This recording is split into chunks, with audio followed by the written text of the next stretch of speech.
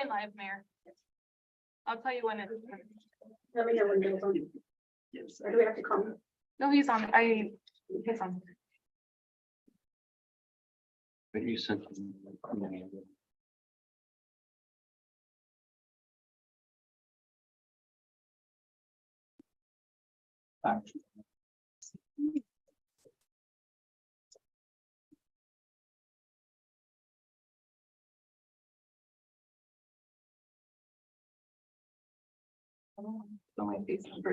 Good evening, Bill. Can you hear us? Yes, I can hear you. Good evening. Okay, we're going to go ahead and get this council study session agenda for Tuesday, September 26, 2023 at 6:03 p.m.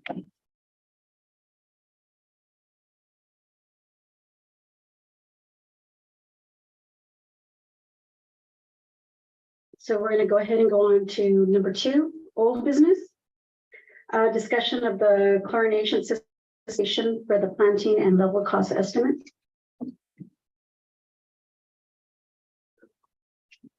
Yellow, so We can hear you. Might wanna- you can hear me for now.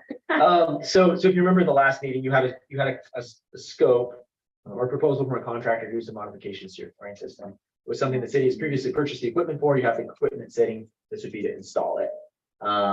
So at the last council meeting, there were a couple different things that were discussed, a couple different options that were discussed. So us to table it, talk about it more tonight. So if you remember, that cost estimate was around 30,000, 33,000. Again, I think I mentioned it last time, but that is a time and materials cost estimate. So the contractor is saying, hey, I don't know exactly how complicated this is going to be. I can make it work for you. Might be a little more, might be a little less. I'll charge you my actual price, right? And the thing is, if he had to tell you a price that he promised he wouldn't go above, he'd make it high to make it safe because he's unsure, right? He's going to retrofit some equipment. And so that was his proposal. One of my goals from the last council meeting, this one was to get you a second quote so you have a comparison. I have a contractor I've been talking to. We talked a few times. I have not been able to get anything out of them. I've talked a couple times and they haven't responded. Honestly, it's not a ton of work for them for their size of projects they usually do. It's a pretty small, and I think they're super busy. So you do still have that existing proposal, and that contractor basically told me, hey, let me know when they decide what they want to do. I'm here.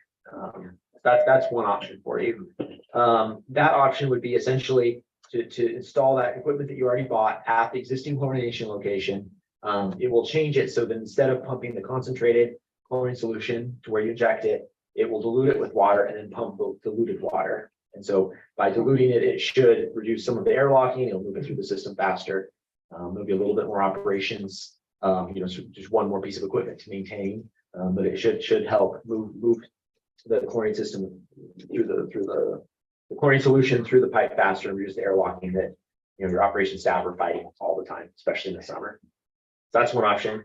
The other option, and talking to staff, was a good option to look at, was the option of just instead of leaving that chlorine equipment there and having carrier water, take all that existing chlorine equipment and move it closer to the injection. Move the tank, move everything, abandon that existing pipe that runs over there, 3/4 inch pipe, and put it there. Some additional complicating concerns there. You need something to put it in, right? So you need some sort of fiberglass structure, some sort of structure. You need heating, and you need an eye wash shower. Because one of the requirements of having hypo. Concentrated hypo is that you have an eye wash so that if somebody's there filling it up, somebody's working to get in their eye, they get on themselves, they can wash it off. And so there are a few additional things that you have at your current location. If you move it, you have to add those. So talking to city's electrical engineers, we prepared the plan level cost estimate that's on your agenda.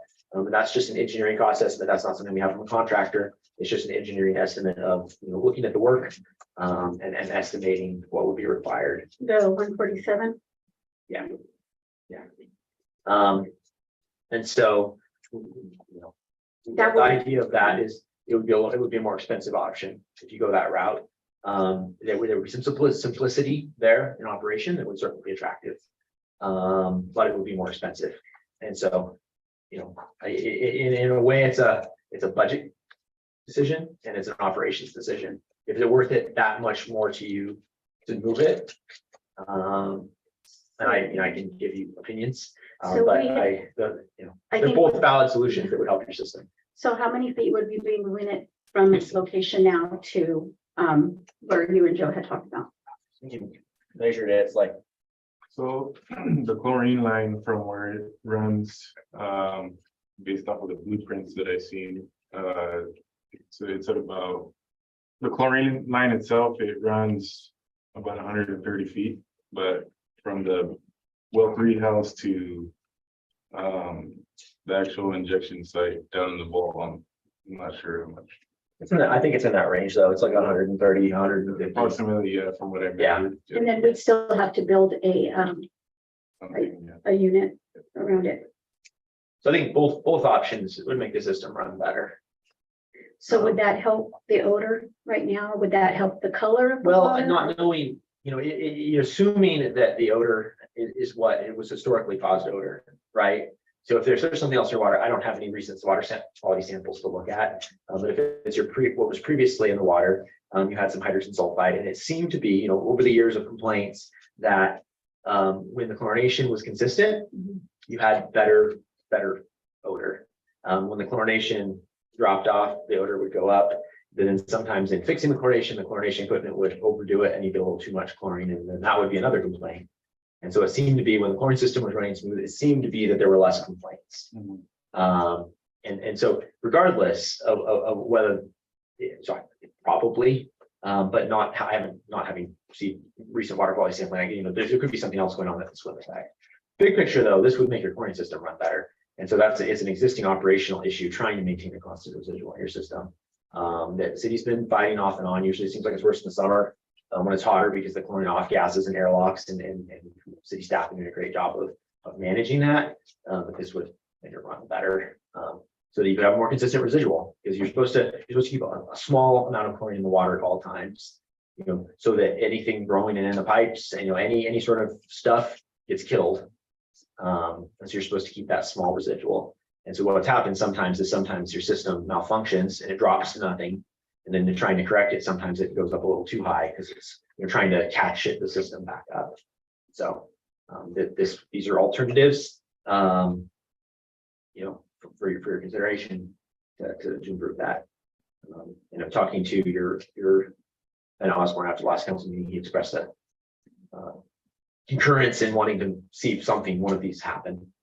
He was So either for favor the of it. $33,000 one that he talked about at the last council meeting and this one, we could still, I know we're gonna have another presentation here with filters and stuff. So, I mean, this is something that we already have the equipment, so keep in mind, it's just sitting there. So, we need to put it to use because it's just gonna sit there.